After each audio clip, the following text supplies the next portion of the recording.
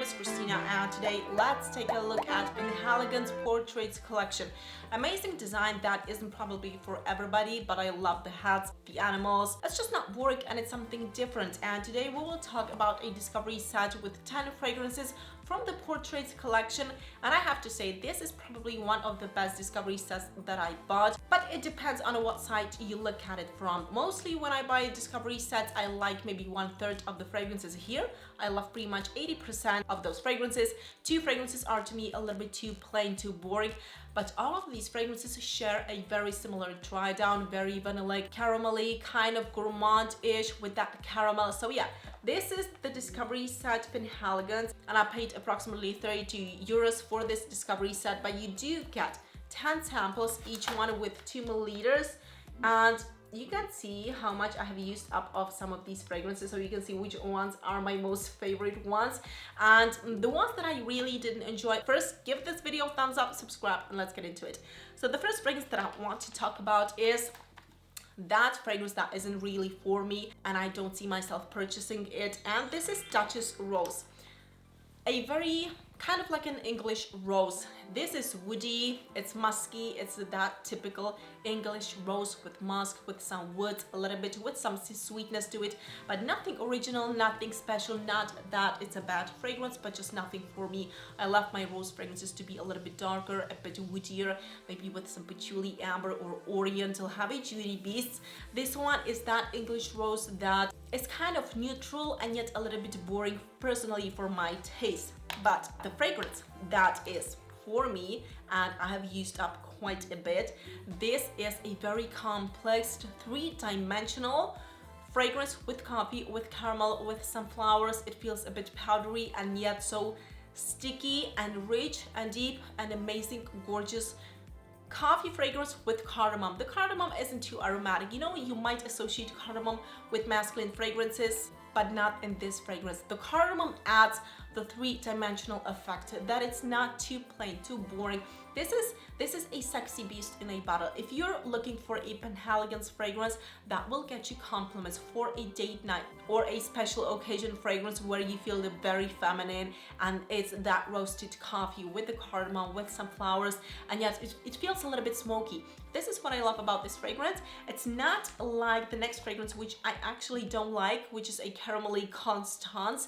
This is that unisex and yet a little bit more feminine leaning, addictive, sexy roasted coffee with the cardamom, with some smoky nuances, with the woody nuances, very complex, rich, with the depth to it. And actually, I didn't say the name. This is the Bewitching Yasmine. An amazing name. I can see that you're really bewitching Yasmine when you're wearing it, but this is what black opium should be. Classy, niche-like quality, complex, a bit more unisex, and just not too sweet and yet smoky. So yeah, that was the Bewitching Yasmine. Let's now move on to the fragrance that actually isn't for me, but I can see why people love it, but I can also understand why so many women say, I love my gourmand sweet, but this is too sweet. Because this is that plain caramel that isn't just for me. It is sweet. And if you love sweet, caramelly, gourmand fragrance that smell like a cookie, and actually I had to get a bottle of Minute et Demi by Fragrance du Bois. So these 2 fragrances are being compared to on Fragrantica and everywhere. And when I first smelled it, this is what Constance should have been. This is unisex, very cozy, sensual, sexual coffee with cardamom, with incense, with pimento.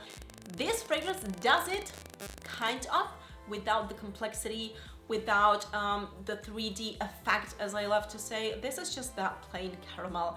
It's nice, it's gourmandish, it's sweet, it's vanilla, but it's caramel. You will smell like caramel, which is what I don't appreciate. Yes, over time, as it evolves on your skin, you smell a bit more of those notes. It has a lot of notes in the pyramid. It's actually a very complex fragrance on its own, but then when I smell it, I only smell caramel, maybe with the tiniest touch of some woody or smoky nuances, but this is that caramel. So yeah, that was Constance. Let's now move on to a fragrance that feels a little bit plain to me, and this is like these 2 fragrances are those 20% that I don't enjoy in this set. So the first one is Lady Blanche, And the next one is Heartless Helen, although I do have to say I still love Heartless Helen.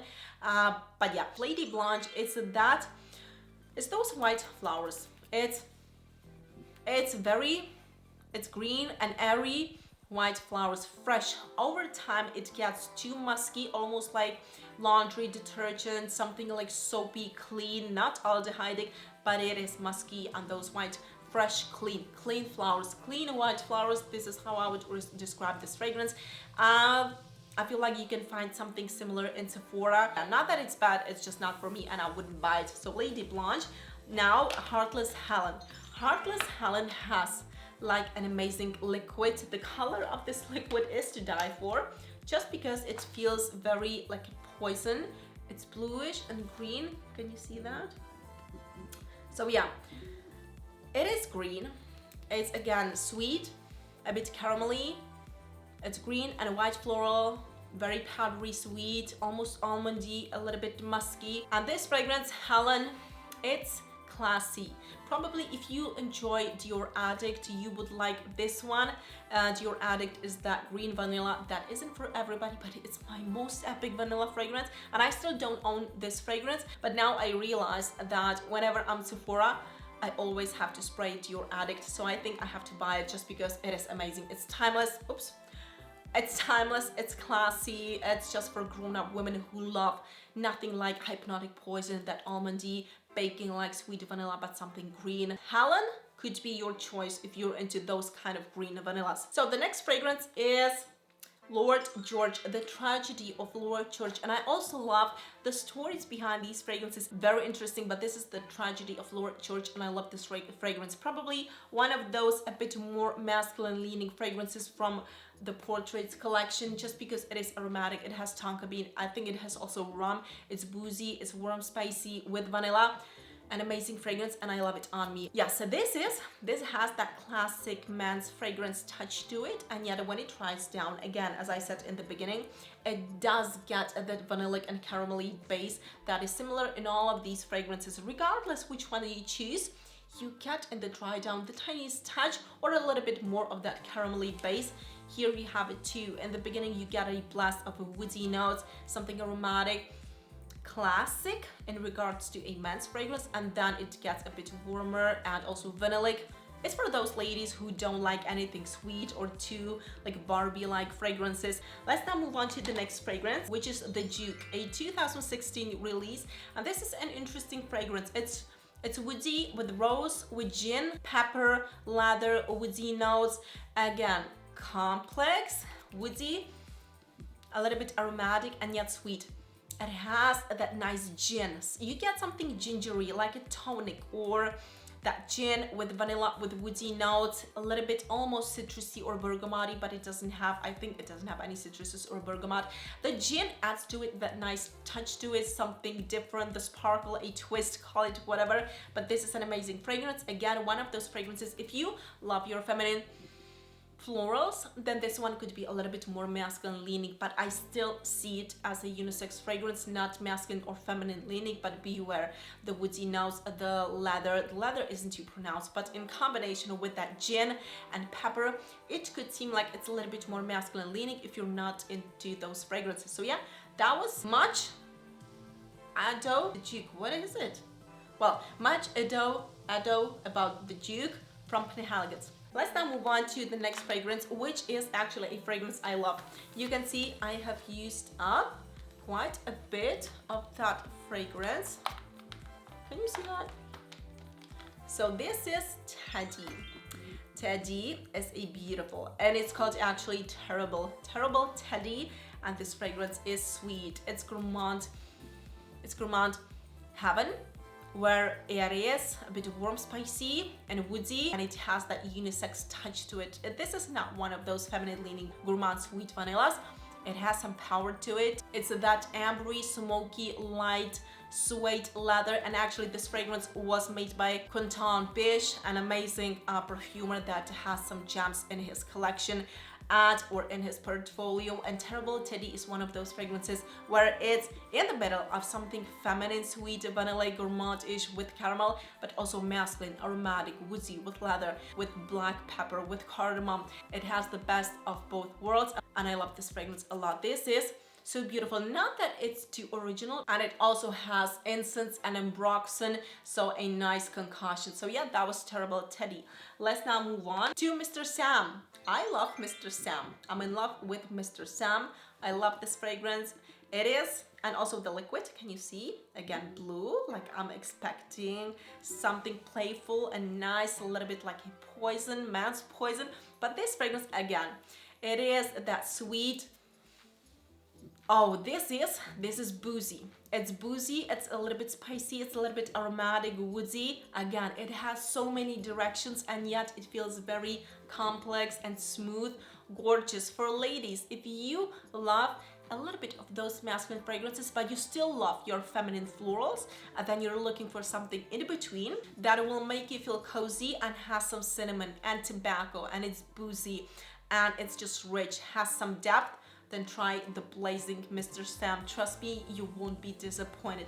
If the Bewitching Yasmine, which is pretty much almost empty, is that coffee, like feminine coffee with flowers and with cardamom, and it's indeed feminine leaning and sexy, then this one is a bit more versatile, and yet it has the tobacco, it has the booziness, it is woody, and again a bit spicy. An amazing concoction, just a compliment together, something so sexy. But I wish it was a little bit longer lasting, but it doesn't matter. The juice is amazing. Try it, the Blazing Mr. Sam. Let's now move on to the last fragrance, which is probably a little bit more masculine leaning. Again, all of these fragrances, I consider them to be unisex or a bit more feminine leaning. This one is William Penhaligon. This is like a grayish liquid, not blue, not green. It's not boring, it's sweet. It has the vanilla dry down, and probably also one of my top fragrances from this Portraits collection from Penhaligons, just because it has the sexiness in it.